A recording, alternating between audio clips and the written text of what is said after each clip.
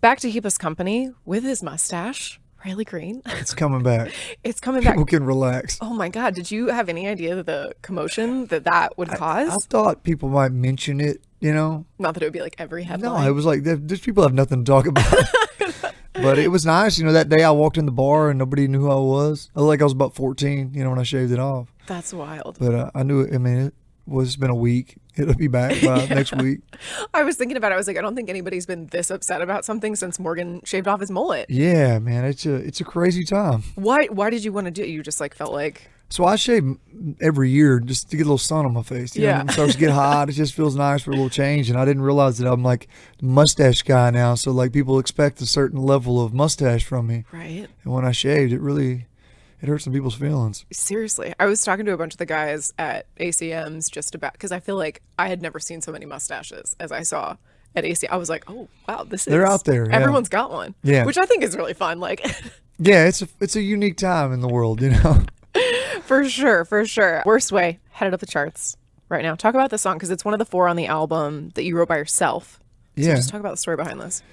Well, I don't tend to write a lot of love songs. I'm always kind of the ballady, like, I wish Grandpa's sad, never died, more sad song guy. And so, people don't want to just cry the whole concert. I thought I should kind of try something else. And Worst Way ended up being a really forward love song, and when you write songs like that by yourself, you're not bouncing ideas off anybody. So when you get done with it, you're like, wait, is this okay? I was gonna say, because this is like, it's such a like sexy, sultry song, which like might have been harder to write in a room. For me, it was. I mean, it was just that's not where I live at musically usually. So it was a little outside of my comfort zone. And when I got done with it, I thought there was something cool about it. And I think like most songs, I played a little bit of it and posted it on Facebook or Instagram or something, and it blew up. And that's how when fans kind of let you have something. And I think it went platinum, before we even sent to radio. It was just this huge song. So when fans go and make a song hit like that, it's always so much fun. You kind of sit back and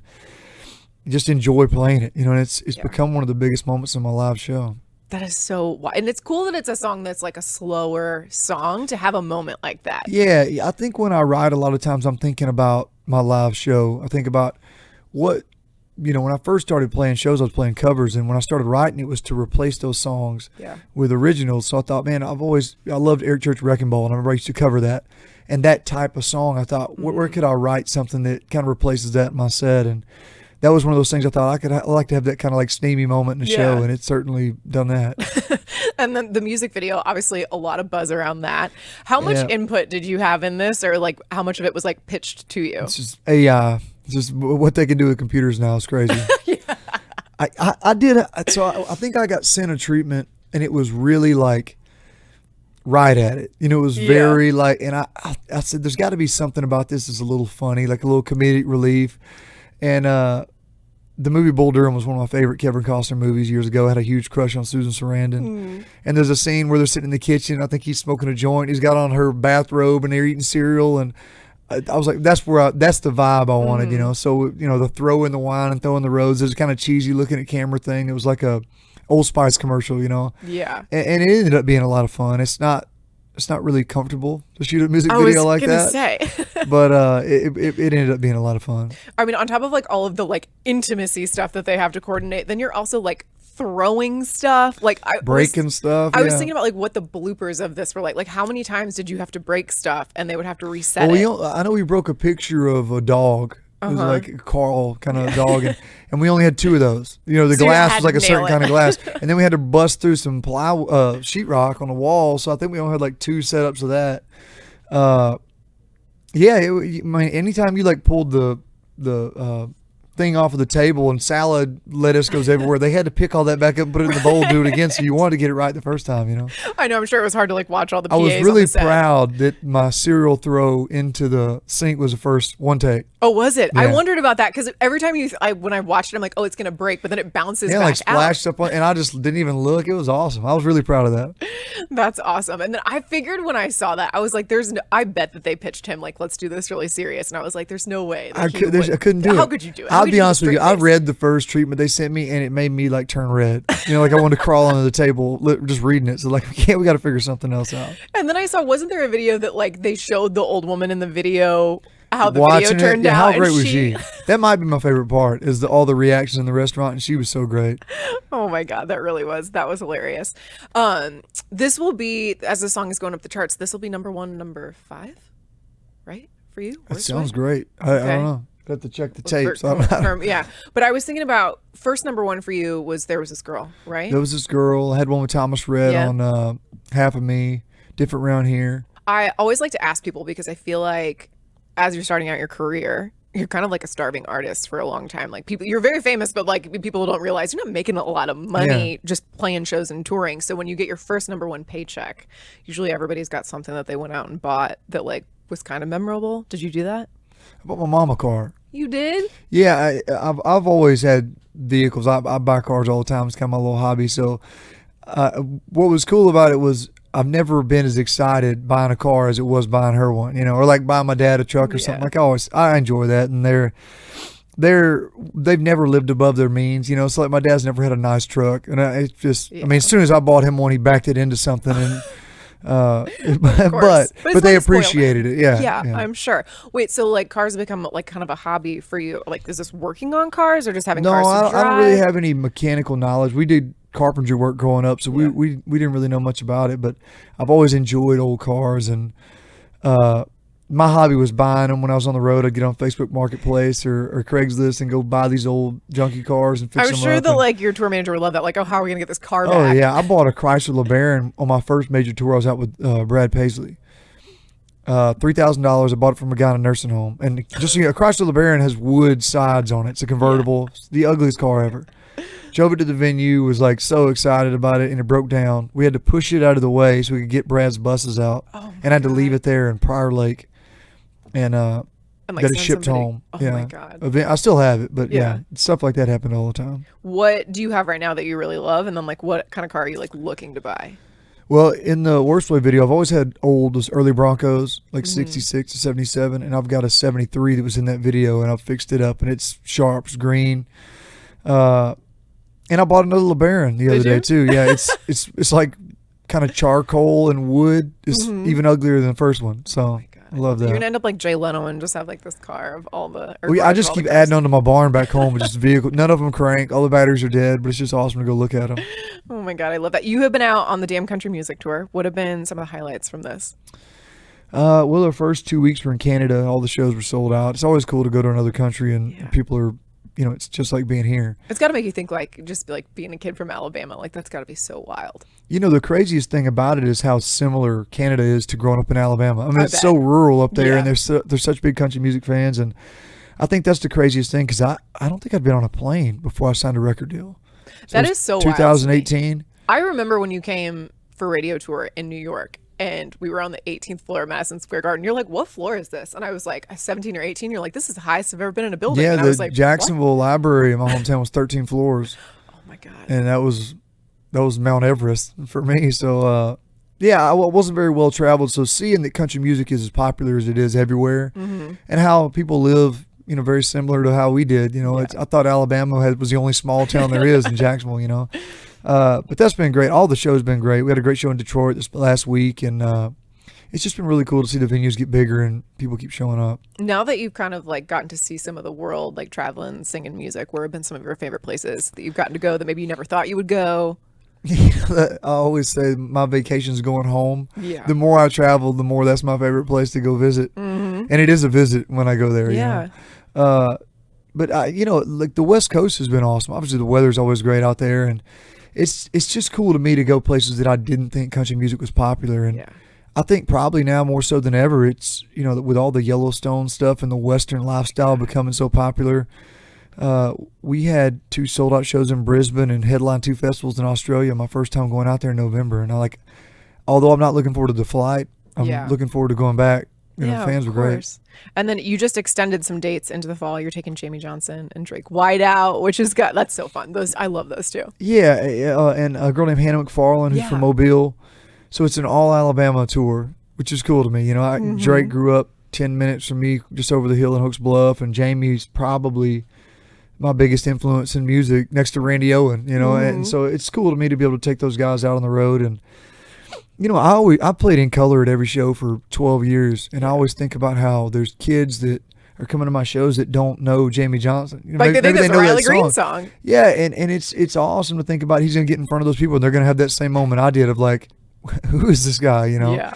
So it's going to be a lot of fun to have them out on the road. I'm really looking forward to. For sure. I was excited to see Drake's name on there because I feel like he's been popping up in little, like he is maybe one of the most underrated artists. Well, talented. I opened for Drake years and years ago at a little place called Brothers Bar in Jacksonville, and I was a huge fan of him growing up, and still am. And we've been able to do some shows together, and obviously his story's very unique and inspiring. Yeah. And I think it's cool that in a small way I get to kind of help shine some light on that, because that it's pretty amazing what he's out doing and still be as upbeat and he's more motivated than ever to go write and perform. For sure. I always laugh because I feel like at least like once a week there's some video that's gone viral of like some woman throwing her bra up on stage at you guys, which I'm sure like you're like, how do I even do this? And like look your mother in the eye, all these bras are flying up. Yeah. What do the tour guys do with those? Are they like throwing them out? Or we were putting them in a big bin, and we were going to donate them to wherever you donate bras to, I guess, because what I learned was there was a lot of people commenting saying that they were really expensive. Bras are so expensive. See, I didn't know that. I didn't. Yeah. Yeah. I will tell you a funny story. I played in Huntsville one time at a smaller venue. This was years ago, and my grandmother, Lola Jean, was at the show in the balcony, and somebody threw a bra on stage, and I picked it up and was like, "Grandmother, like, what are you," like joking that it was her bra. And then fast forward 2 years, I guess I had a girlfriend at the time, and she was at my house and like looking through the pantry, and there was a bra. Still a tag on it, and each, whatever you want to call it, was this big. Cup. Each receptacle was this big, okay? And she was like, what is this? I was like, I don't. And my grandmother had bought a giant bra to take to one of my shows to throw on stage, like as a joke. But she put it in my house. So I had to explain to this girl that this giant person bra wasn't mine. You're like, let's face it's my grandmother's. My grandma. She's like, yeah, right, So yeah, that goes over real well. I think about that a lot when bras get thrown on stage. That's so funny. I was reading, there was an interview where Scott Borchetta, the head of your record label, was talking about how you called him like not so long ago asking about how McGraw got into acting. Is that something that you're kind of starting to pursue or think about? Yeah, well, we've had some things that are kind of offered to us and some opportunities come up, and certainly I think the tie-in with, again, like, the Western lifestyle and country music so perfect right now, and I think it's something I would enjoy. I picked Tim's brain a little bit, Really? and he's awesome, and I think as a kid especially, I thought acting was something you were just born with or you weren't, like athletic ability or something, and when you look at it like something that you can learn and you can get better at, I think I got a lot more interested in it when I started seeing it that way, and it's got to be something that I think could help me in my music career as well, to get out in that space and try new things, and it keeps everything exciting when you're you can be a little nervous about something, because people always ask, you nervous to get on stage, and like that's such a easy thing to go do now because we're so used to it. And I like to put myself in situations that are a little bit out of my comfort zone. Yeah. There was something recently now, I can't think of what it was. And somebody's like, were you nervous? I was like, for the first time in a long time, yeah.